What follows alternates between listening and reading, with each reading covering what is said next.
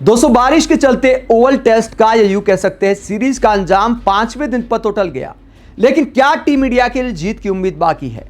क्या भारतीय गेंदबाज कोई करिश्मा कर सकते हैं? 35 रन चाहिए इंग्लैंड को और भारत को अगर देखा जाए तो 3 विकेट चाहिए, क्योंकि क्रिस वोक्स का बैटिंग करना मुश्किल है। तो ऐसे में क्या 3 विकेट ले पाएंगे टीम इंडिया के गेंदबाज?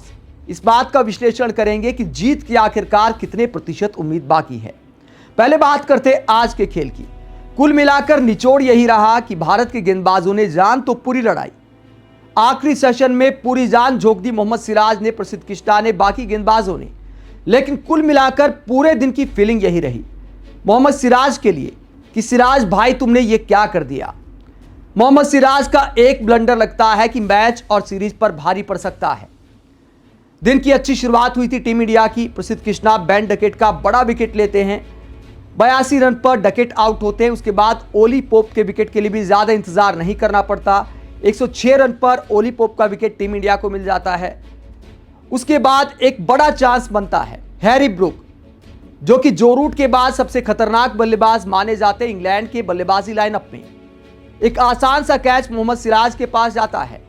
सिराज भाई कैच लपक भी लेते हैं, लेकिन बाउंड्री लाइन का ध्यान नहीं रहता और यह ब्लंडर लगता है कि सीरीज पर भारी पड़ने वाला है। 137 स्कोर था उस वक्त इंग्लैंड का।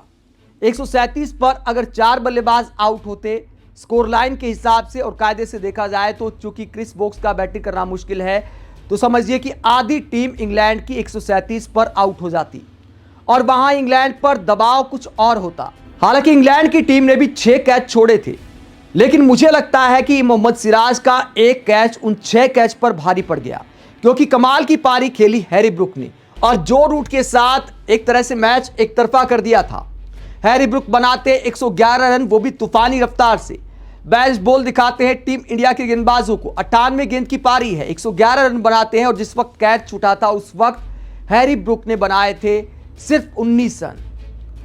यानी मैच में ये निर्णायक फैक्टर साबित हो सकता है। हालांकि दोस्तों मैं ये नहीं कहता कि हैरी ब्रूक अगर आउट हो जाते तो इंग्लैंड की टीम बिल्कुल जीत नहीं सकती थी, लेकिन उस वक्त फिर इंग्लैंड की उम्मीद 20% बच जाती। अगर 137 पर चौथा विकेट गिरता इंग्लैंड का तो 20% चांस ही बचते थे इंग्लैंड के लिए। उसके बाद क्या कमाल की पार्टनरशिप हुई जो रूट और हैरी ब्रूक के बीच। 194 रन की पार्टनरशिप करते हैं, दोनों सेंचुरी बनाते हैं। हैरी ब्रूक 111 रन बनाकर आउट होते हैं तो मैच में एक और टर्निंग पॉइंट आता है। जो रूट भी 105 रन बनाकर आउट हो जाते हैं। जैकब बैथल 31 गेंद में 5 रन बनाकर आउट हो जाते हैं और भारतीय गेंदबाज वापसी करते हैं 8 ओवर में। जो आखिरी 8 ओवर फेंके गए आज के दिन के, उसमें 6 रन दिए भारतीय गेंदबाजों ने और एक के बाद एक 3 बड़े विकेट चटकाए। जिस वक्त बारिश आई इंग्लैंड के बल्लेबाज घबराए हुए लग रहे थे, हर गेंद पर बीट हो रहे थे, हर गेंद पर ऐसा लग रहा था कि विकेट मिलने वाला है। लेकिन उसके बाद थोड़ा मौसम बिगड़ता है, थोड़ी बहुत फुहारें आती हैं, उसके बाद बैड लाइट की वजह से खेल को रोका जाता है। हालांकि उस वक्त भी थोड़ी थोड़ी बारिश हो रही थी और आखिर में दिन का खेल खत्म घोषित कर दिया गया। अब 5वें दिन परिणाम आएगा तो उम्मीद कितनी बाकी है? हालांकि रन तो 35 ही चाहिए, लेकिन दोस्तों सीरीज का निर्णायक मैच है तो जाहिर सी बात है कि इंग्लैंड के बल्लेबाजों पर भी दबाव है। इस वक्त बैटिंग कौन कर रहे हैं? जेमी स्मिथ हैं और जेमी ओवर्टन है। हालांकि स्मिथ ने अच्छी बैटिंग की है इस सीरीज में, आक्रामक बल्लेबाज है, लेकिन प्रेशर क्या होता है आप देखिए। 17 गेंद में सिर्फ 2 रन बनाए हैं जेमी स्मिथ ने। जेमी ओवर्टन का डिफेंस कोई खास नहीं है, पहली पारी में भी सस्ते में आउट हो गए थे और इंग्लैंड का पहली पारी में भी कोलैप्स हुआ था। तो पिच का हिसाब किताब देखा जाए, सुबह थोड़ी ज्यादा मदद मिलती है गेंदबाजों को। आज थोड़ी बारिश भी हुई है, थोड़ी नमी पिच में गई होगी तो सुबह तेज गेंदबाजों को मदद मिलेगी। दोस्तों इसके अलावा एक और फैक्टर हो सकता है, अगर 4 ओवर में ज्यादा रन नहीं देते हैं तो 3 ओवर 4 गेंद बाद भारत को नई गेंद भी मिलने वाली है जो ज्यादा स्विंग कर सकती है। क्रिस वोक्स बैटिंग नहीं करेंगे तो आप मान सकते हैं कि 3 विकेट भारत को चाहिए और इंग्लैंड को चाहिए 35 रन। भारत की उम्मीदों की बात की जाए तो मुझे लगता है कि 20% के आसपास आप उम्मीद मान सकते हैं टीम इंडिया की।